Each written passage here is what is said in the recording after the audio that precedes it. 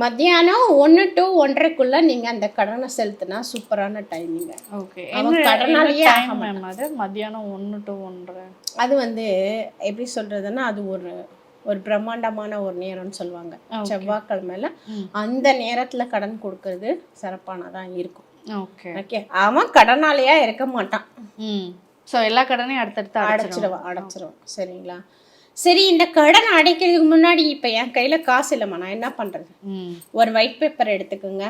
எடுத்துக்கிட்டு அதில் வந்து நீங்கள் எவ்வளோ கடன் உங்களால் கொடுக்கணும்னு நினைக்கிறீங்களோ அந்த ₹101 ₹51 அந்த கவருக்குள்ளே போடுங்க. யாருக்கு கடன் கொடுக்கணுமோ அந்த பேரை அது மேலே எழுதுங்க. பேங்க்கில் வாங்கியிருந்தாலும் சரி, பேங்க் பேர் எழுதுங்க. எழுதிட்டு 0 போடுங்க. அந்த கவர் மேலே 0 போடுங்க. ஓகே. உள்ளார பணத்தை போட்டுருங்க, மேலே 0 போடுங்க. ஓகே. போட்டுட்டு இந்த பேப்பரை என்ன பண்ணணும்னா மடித்து நல்லா பேக் பண்ணி மடித்து எங்கேயாச்சும் வெளிப்புறத்தில், வீட்டுக்குள்ளே வைக்கக்கூடாது. ஓகே. வீட்டுக்கு வெளியில் எங்கே வேணாலும் வச்சுருங்க. ஓகே. அது காணாமல் போனாலும் பிரச்சனை இல்லை.